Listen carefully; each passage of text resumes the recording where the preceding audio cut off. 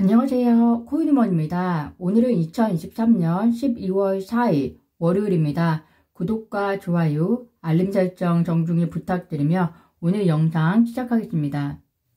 비트코인이 4만 달러를 돌파, 5,400만 원을 넘어가면서 전 세계 자산 순위 10위를 회복했다는 소식입니다. 금과 애플, 마이크로소프트, 사우디 아람코, 알파벳, 아마존, 엔비디아, 메타가 1위에서 9위라는 점 참고삼아 흥미롭게 보시면 될 것 같고요. 이 중에서 비트코인은 궁극적으로는 금과 은을 대체할 것이라는 낙관론도 많습니다. 이 시점에서 미국 정부도 향후에 비트코인에 대한 스탠스가 고민스러울 것 같습니다. 코인베이스 CEO 브라이언 암스트롱은 비트코인이 달러와 미국에 위협이 될 것이라고 생각하는 관점이 있는데, 본인은 오히려 반대로 비트코인이 장기적인 미국 이익을 가장 잘 방어하는 수단이 될 것이라고 하는데요. 그 이유 즉슨 기축통화를 보유한 나라의 경우에는 국가의 이점을 상실할 때까지 통화 공급을 늘리거나 국가 지출을 증가시키면서 인플레이션이 생기게 된다라고 이야기를 하고 있습니다. 즉 이 말은 많은 전문가들이 현재 이야기하고 있듯이 기축통화를 보유한 나라가 쇠퇴기에 접어들게 되면 될수록 해당 나라는 그 지위를 어떻게든 계속 유지하고 또 힘을 전 세계적으로 발휘하기 위해서 통화 공급의 증가를 통해서 재정적자 현상이 더더욱 과도해진다라고 이야기를 하고 있습니다. 그 결과 투자자 입장에서는 해당 국가에 대한 리스크가 우려가 될 수밖에 없고 또 인플레이션 역시 생기게 된다는 이야기인데요. 그렇게 되면 투자자들은 자연스럽게 다른 나라의 통화나 다른 투자 수단의 헤지를 통해서 밸런스를 맞추어 나가는데, 이렇게 되면 달러의 지위가 더욱더 약화되게 됩니다. 그런데 만약에 비트코인이 활성화가 되면 사람들은 다른 통화보다도 달러와 비트코인을 통해서 투자의 밸런스를 맞추어 나가기 때문에 미국 입장에서는 기축통화로서의 지위를 더 오랫동안 누릴 수 있다는 이야기로 저는 해석이 됩니다. 미국이 비트코인을 쳐내는 것보다 비트코인을 이용해서 어떻게 자국의 이득을 증가시킬 수 있을지 생각해보면 이 시장도 달라질 수 있을 것이라는 생각이 드는데요. XRP의 경우도 미국의 달러를 위협하려는 존재가 아니라 미국의 달러가 세계 보이지 않는 굉장히 많은 나라에까지 많은 사람들이 비축할 수 있고 또 사용하는 데 있어서 중간 단계 역할을 할 수 있는 코인으로서 포지셔닝이 될 수 있는 방향으로 협력이 된다면 미국이라는 나라에 더 이득을 제공하지 않을까 생각이 듭니다.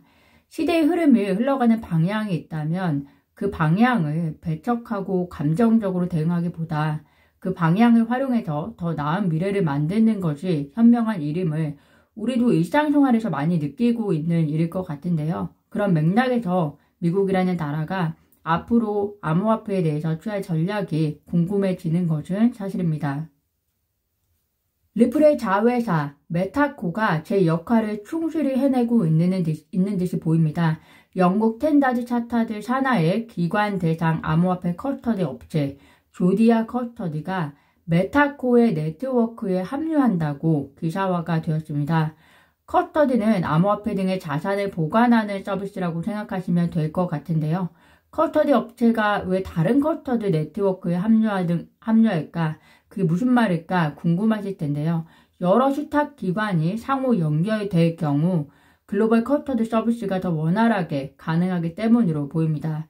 어쨌든 세계적인 은행, 텐다즈 차타드 산하의 암호화폐 커스터디 업체와 그리고 리플 산하의 메타코와의 협력은 궁극에는 메타코의 운영에 대한 신뢰를 나타내는 것으로 해석이 되면서 동시에 이제 전통금융기관들도 암호화폐 관련 서비스 조직을 하나 둘 증가하고 있는 추세라는 점을 동시에 확인해 보실 수 있을 것 같습니다.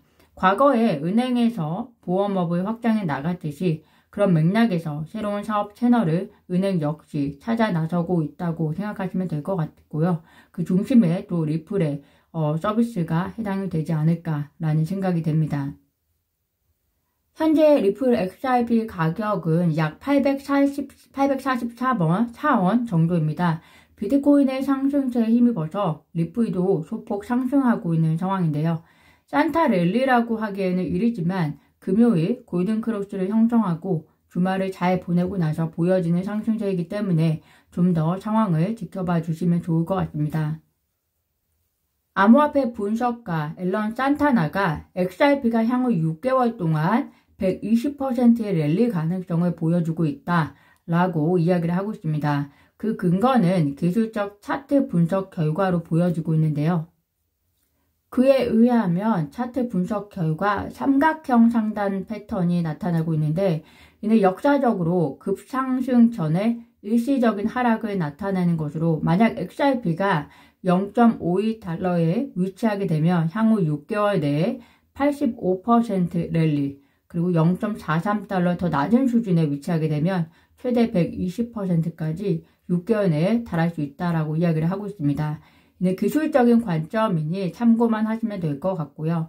XRP의 경우에는 비트코인의 흐름과 그리고 자체 소송 이슈에 더 영향을 많이 받고 있는 상황이기 때문에 밸런스 있게 해석하시는 것이 좋을 것 같습니다.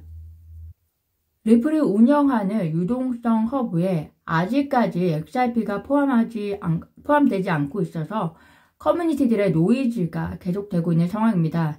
리플을 제공하는 서비스인데 왜 리플이 XRP를 편입하지 않는가에 대한 의혹이고요. 그만큼 리플이 XRP에 대한 관심이 없는 것이 아닌가에 대한 의혹과 동시에 기관 대상으로 하는 서비스인 만큼 XRP가 편입이 되게 되면 유동성에 일정 부분 영향을 미칠 것이기 때문에 커뮤니티들의 계속된 관심을 보이고 있는 것으로 생각이 됩니다. 한 커뮤니티 일원이 리플 최고 기술 책임자에게 왜 리플은 소송에서 승리했음에도 불구하고 그리고 지난 7월 이후에 일정 시간이 지났음에도 불구하고 XRP를 추가하지 않느냐라고 질문했지만 리플 최고 기술 책임자 데이비드 슈워츠가 과거 본인이 리플의 전략에 대해서 발언했다가 두고두고 안 좋은 경험이 있어서 이야기하기가 곤란하다라는 발언을 했습니다. 그렇지만 연이은 다른 커뮤니티 일원들은 유동성 허브는 기관 대상으로 서비스를 제공하는 것이기 때문에 현재 리플의 소송이 기관 대상과 관련된 부분이 문제로 여전히 남아있는 상황에서 리플은 조심스러울 수밖에 없을 것이다 라고 이야기를 했고요. 호주의 암호화폐 변호사 빌 모건 역시 리플의 유동성 허브에 XRP를 추가해야 할 필요성보다 고객과 주주의 우려와 또 SEC 집행 조치 위험에 현재는 초점을 맞추고 있기 때문에 현재는 어쩔 수 없지만 리플이 미래에 XRP를 추가할 것으로 믿는다라고 발언을 했습니다. 참고하시면 될 것 같습니다. 이번 주 금요일은 미국의 고용 지표가 발표되는 날입니다. 현재는 11월 비농업 고용 지표가 전달보다 높은 수치로 예상이 되고 있고요. 실업률은 전달 데이터와 동일한 예측치로 보여지고 있는데요. 워낙에 전달에 큰 폭으로 감소한 비농업 고용 지수를 보여주었기 때문에 이번에는 예상치를 상회하지 않는 한 현 시장 분위기에는 큰 영향을 주지는 않지 않을까 생각이 듭니다. 오늘 제가 준비한 소식은 여기까지입니다. 오늘도 영상 시청 진심으로 감사드리고요. 구독과 좋아요, 알림 설정은 코인우먼에게 큰 힘이 됩니다. 감사합니다.